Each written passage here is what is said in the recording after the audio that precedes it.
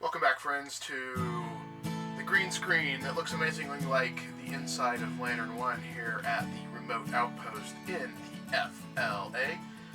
Caribou Dave Adventures CDA coming at you live when I made this. With some audio improvements, I'm going to do a video on my what I'm using to shoot my videos. But I did have some frustrations with some of the sound on my bluegrass video and my Christmas morning video in the kitchen, with the audio picking up a lot of extraneous noise in the kitchen and just getting completely blown out in the bluegrass video. So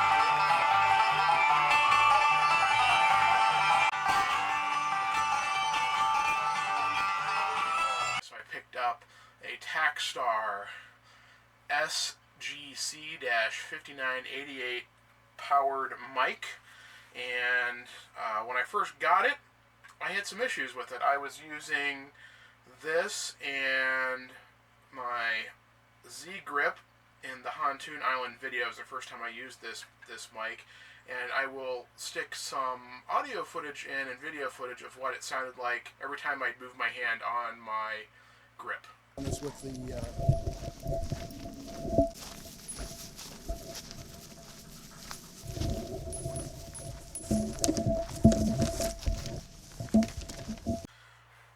So with the basic setup that came with the Tackstar mic, I was having some problems when I would attach it to my little plastic Z grip here. But anytime I'd move my hand or reposition, it'd vibrate, and you could hear it on the mic. It was pretty bad. So I came up with a solution, and it seems to have solved the problem. Plus, I also found a dead cat to put on here to handle wind noise. The way this thing works is it's suspended on this carriage, and the microphone's supposed to have free rein to move around so you don't transfer vibration. These are the OEM, and they sent extras, so you had extra of these, but these are the OEM clips that came with it, or rubber mounts or whatever that mounted to it. And boy, these things stink. They're excessively just stiff and firm. So anytime you touch anything, you just hear like this hollow noise in the camera. So I was really frustrated, and I didn't want to spend $100 on a Rode mic. This thing, this shotgun mic, is reviewed to be barely decent for what you're getting, and it's $20. Takes a battery, and my additional camera does have a need for phantom power on the mic.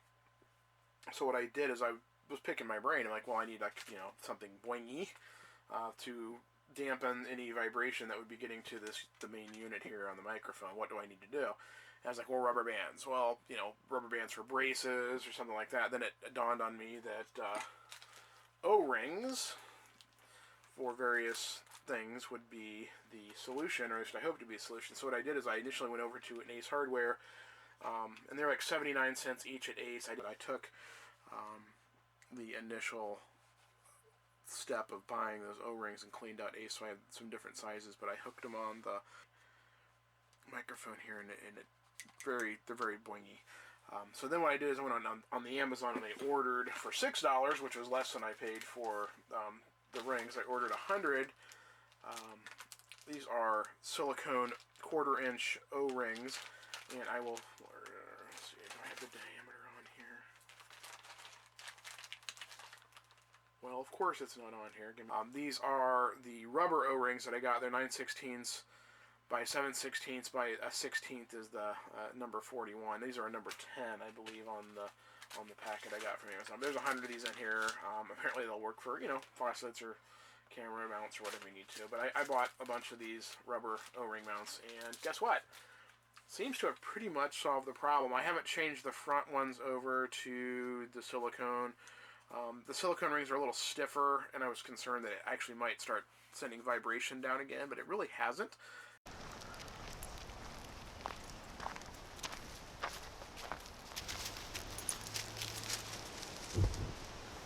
Here's your deep sink.